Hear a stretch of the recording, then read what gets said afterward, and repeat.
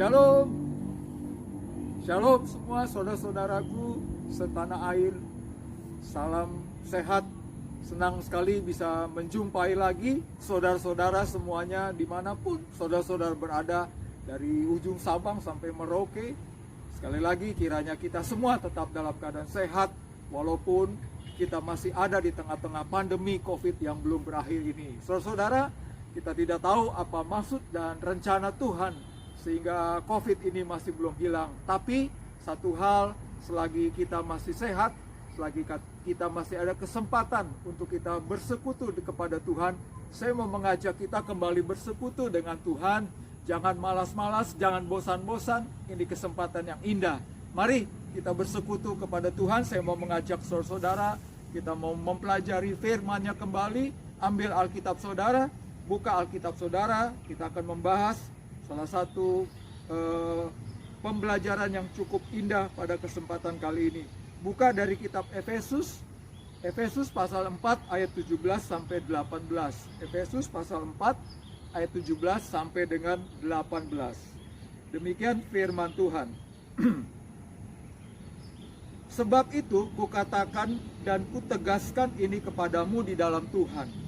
Jangan hidup lagi sama seperti orang-orang yang tidak mengenal Allah, dengan pikirannya yang sia-sia dan pengertiannya yang gelap, jauh dari hidup persekutuan dengan Allah, karena kebodohan yang ada di dalam mereka dan karena kedegilan hati mereka.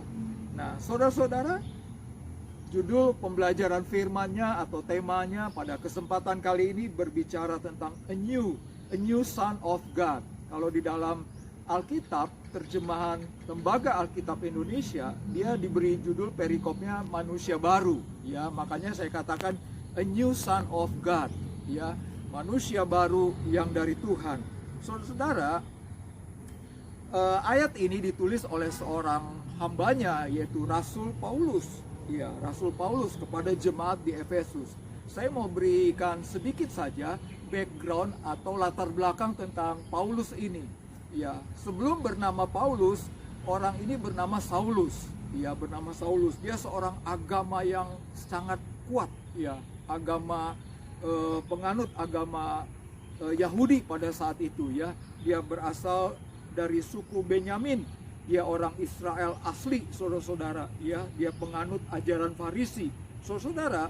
Dan Saulus ini adalah orang yang tanda kutip dia cinta Tuhan, namun salah, saudara. Ya, namun salah. Lalu akhirnya singkat ceritanya dia bertobat. Dia penganiaya orang-orang yang mengikut jalan Tuhan. Ya, lalu pada suatu ketika dia akan menganiaya orang-orang pengikut Tuhan Yesus, pada saat berjalan menuju ke kota Damsyik, lalu di tengah jalan dia bertobat dan berjumpa dengan Tuhan Yesus, dan akhirnya dia bertobat berganti nama menjadi Paulus, dan dia menjadi seorang rasul yang luar biasa, saudara. Ya, dengan kata lain yang saya mau gambarkan, Saulus yang dulunya begitu jahat, Saulus yang begitu tadinya tidak baik, saudara, lalu berubah menjadi seorang Paulus, menjadi seorang rasul Kristus yang luar biasa, memberitakan Injil, melayani dengan sangat luar biasa, saudara. Artinya ada sebuah perubahan, ada sebuah perubahan besar, ada sebuah perubahan yang sangat nyata. Nah, saudara, persoalannya adalah di dalam kehidupan ini kita seringkali ingin berubah, namun kita tak kuasa, namun kita tidak bisa. Ya, banyak jemaat, banyak orang yang berkonsultasi atau konseling kepada saya, Pak, saya mau berubah tapi susah. Pak, saya mau berhenti merokok tapi susah. Pak, saya mau berhenti berbohong tapi susah. Pak, saya mau berhenti untuk berbuat jahat tapi susah. Saudara, ini yang menjadi persoalannya, saudara.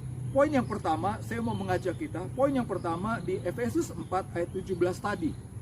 Sebab itu kukatakan dan kutegaskan ini kepadamu di dalam Tuhan. Jangan hidup lagi sama seperti orang-orang yang tidak mengenal Allah, dengan pikirannya yang sia-sia dan pengertian yang gelap, jauh dari hidup persekutuan dengan Allah karena kebodohan.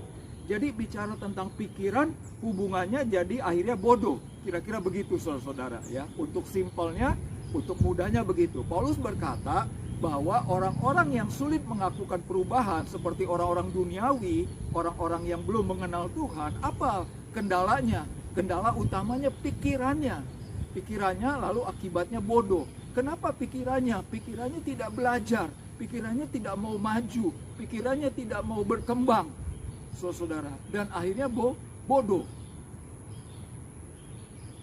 Saudaraku yang dikasihi Tuhan, di dalam 2 Korintus 4 ayat yang keempat, yaitu orang-orang yang tidak percaya, yang pikirannya telah dibutakan oleh ilah zaman ini, sehingga mereka tidak melihat cahaya Injil tentang kemuliaan Kristus. Bicara tentang pikirannya, ini juga surat Paulus kepada jemaat di Korintus. Lagi-lagi Paulus berkata, kenapa orang-orang sulit berubah? Pikirannya kenapa? Dibutakan oleh ilah zaman ini. Ya, kata ilah itu artinya kata Allah tanda kutip ya. Allah huruf kecil tanda kutip, artinya mengikuti sesuatu yang dialahkan, sesuatu yang didewakan, saudara, atau yang diilahkan, namanya ilah. Saudaraku yang dikasih Tuhan, ada banyak manusia, ada banyak orang Kristen hari-hari ini pikirannya dibutakan oleh ilah zaman kini, atau katakanlah Allah tanda kutip, Allah huruf kecil tanda kutip. Apa itu? Salah satu contohnya sekali lagi uang. Ya. Apa maksudnya, saudara? Ya, banyak sekali orang sampai hari ini berpikiran bahwa uanglah yang membuat kita bisa hidup. Secara logika betul, itu secara pikiran betul. Tetapi dalam konteks iman percaya di dalam kehidupan ini, uang tidak menjamin hidup kita. Yang menjamin hidup kita adalah Tuhan. Tuhan Yesus yang memberikan kehidupan kepada kita. Walaupun kita punya uang banyak, tapi kalau kata Tuhan, hari ini nyawa kita habis. Walaupun kita punya materi banyak, kekayaan banyak, tapi kalau kata Tuhan hari ini kita sakit. Apakah uang bisa menyembuhkan penyakit? Ada banyak orang yang menderita penyakit-penyakit yang parah lalu sudah berobat, sampai berobat ke Singapura, berobat ke luar negeri, ke Amerika dan sebagainya, cancer atau apalagi saudara-saudara ya, kanker getah bening dan sebagainya. Ya, ada banyak orang-orang yang akhirnya minta maaf, akhirnya meninggal dunia. Kenapa? Karena penyakit. Padahal punya uang. Uang tidak bisa menyembuhkan penyakit. Ini adalah pemikiran yang salah. Dan sampai akhir zaman ini masih banyak manusia atau bahkan orang Kristen yang memakai pemikiran seperti ini. Hidup dengan susah payah, berlomba-lomba mencari uang, dipikirnya karena uang bisa memberikan kehidupan. No, sekali lagi saya mau katakan tidak, saudara. Uang tidak menjamin kehidupan kita. Yang menjamin kehidupan kita adalah Tuhan. Kekayaan, pangkat, ketenaran, apapun saudara-saudara. Kepintaran kita juga bahkan, saudara. Tidak, ilmu kita yang banyak juga, profesor, doktor, siapapun, tidak bisa menjamin kehidupan. Hidup kita sepenuhnya di tangan Tuhan. Kedaulatan hidup manusia ada di tangan Tuhan. Kalau kata Tuhan sembuh, sembuh. Kata Tuhan mati, mati. Ini pemikiran yang paling terbaik. Ini yang harus kita miliki. Pikiran rohani, pikiran yang dari Tuhan. Bagaimana caranya? Kita harus belajar firman Tuhan. Isi pikiran kita dengan firman Tuhan. Jadi kita tidak dibutakan. Rasul Paulus menegaskan bahwa kalau pikiran kita salah, akibatnya kebodohan. Ada banyak orang-orang yang bodoh saat ini, saudara. Apakah saudara dengan saya rindu mau tetap menjadi bodoh? Saya pikir tidak. Saya pun tidak. Dan saya percaya semua orang pasti tidak mau jadi orang bodoh. Mari kita ubah pikiran kita. Bagaimana caranya? Sekali lagi, isi dengan firman Tuhan. Isi dengan firman Tuhan. Itu cara yang paling tepat. Yang paling jitu, saudara-saudara. Ketika pikiran kita mengalami pembaharuan, otomatis seluruh kehidupan kita juga mengalami pembaharuan. Karena semuanya berasal dari pikiran. Matius 9 ayat yang keempat. Tetapi Yesus mengetahui pikiran mereka. Lalu berkata, mengapa kamu memikirkan hal-hal yang jahat dari hatimu? Tuhan Yesus tahu. Tuhan Yesus tahu pikiran-pikiran kita, saudara-saudara. Dia tahu, saudara. Tuhan melihat pikiran-pikiran kita. Dan Tuhan mau supaya kita merubah pikiran-pikiran kita. Jangan pikiran yang jahat, jangan pikiran yang kotor, jangan pikiran yang serakah, jangan pikiran yang aneh-aneh. Pikiran kita harus lurus, pikiran kita harus firman Tuhan. Pasti diberkati hidup kita, pasti diubahkan hidup kita. Amin. Poin yang kedua, kita belajar saudara-saudara. Bagaimana caranya menjadi manusia baru? A new son of God. A new son of God. Poin yang kedua, Efesus 4 ayat 17 sampai 18 tadi. Ya. Sesudah pikiran lalu Tuhan berkata, firman Tuhan berkata, dan pengertiannya yang gelap jauh dari hidup persekutuan dengan Allah karena kebodohan yang ada di dalam hati mereka, karena kedegilan hati mereka. Saudara-saudaraku, poin yang kedua adalah bicara tentang hati, pengertian. Ya, ada banyak orang menyangka bahwa pengertian ini hubungannya pikiran. Bukan, saudara-saudara. Ya, bukan. Ya, kalau mungkin secara keilmuan, secara duniawi, ilmu pengetahuan, iya.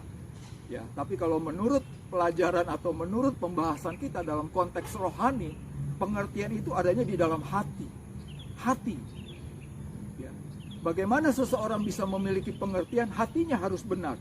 Kalau di dalam Efesus, jemaat di Efesus ditegur, diingatkan oleh Rasul Paulus, mereka tidak memiliki pengertian sehingga tidak berubah. Kenapa tidak memiliki pengertian yang baik? Karena hatinya degil. Jelas di sana dikatakan karena kedegilan hati mereka. Markus pasal yang ke-7 ayat 21 sampai 22 berkata, sebab dari hati orang timbul segala pikiran jahat, percabulan, pencurian, pembunuhan, perzinahan, keserakahan, kejahatan, kelicikan, dan nafsu, segala-galanya. Semuanya timbul dari hati. Saudara-saudaraku yang dikasih Tuhan. Ya. Jadi sumbernya dari hati kita. Kalau hati kita masih tadi ada hawa nafsu, pembunuhan, keserakahan, kejahatan, kelicikan, percabulan, otomatis ya hidup kita nggak mengalami perubahan. Sekali lagi sumbernya ada di hati. Sumbernya ada di hati. Kalau kita ingin mengalami perubahan, menjadi manusia baru, sungguh-sungguh menjadi manusia baru, ubahlah dari hati kita. Dan Tuhan siap mengubah hati kita. Asal kita mau membuka hati, kita datang kepada Tuhan, minta Tuhan mengubah hati kita menjadi hati yang kudus, menjadi hati yang bersih, menjadi hati yang tulus, menjadi hati yang baru. Tuhan akan lakukan. Asal kita membuka pintu hati kita. Jikalau saudara dengan saya selama ini hati kita masih jahat, hati kita masih jauh dari Tuhan, undang Tuhan Yesus masuk ke dalam hati kita, memperbarui hati kita. Maka dia akan memperbarui hati kita. Ketika hati kita diperbarui, maka efeknya, dampaknya, seluruh kehidupan kita juga akan diperbaharui. Dan kita akan sungguh-sungguh menjadi manusia baru. Amin, saudara-saudara.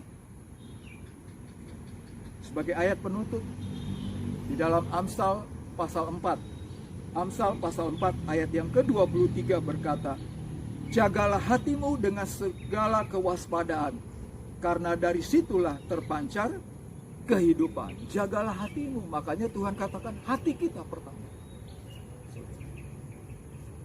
Pertanyaannya, rindukah saudara dengan saya sungguh-sungguh mengalami menjadi manusia baru? Tahun yang baru menjadi sungguh-sungguh manusia baru. Caranya bagaimana? Ubah pikiran dan ubah hati kita. Dan Tuhan sanggup melakukan itu semua. Asal kita mau datang sungguh-sungguh di hadapan Tuhan, merendahkan diri, bertobat dan berbalik kepada Tuhan. Mari kita amin. Bapa di dalam surga, kami bersyukur untuk firman-Mu pada kesempatan kali ini. Meteraikanlah firman-Mu Bapa. Kami rindu ya Bapa. Kami rindu sekali sungguh-sungguh menjadi manusia-manusia baru, menjadi anak-anak Tuhan yang dibaharui. Bapa, ini doa kami, jamah setiap kami Bapa di surga.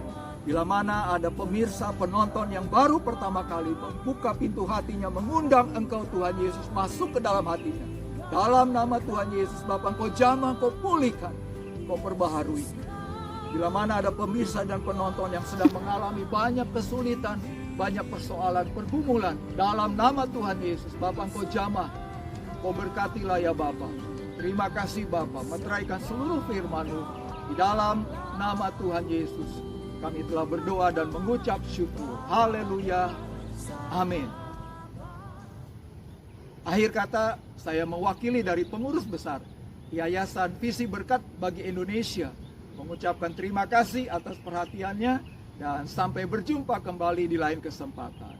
Tuhan Yesus memberkati kita.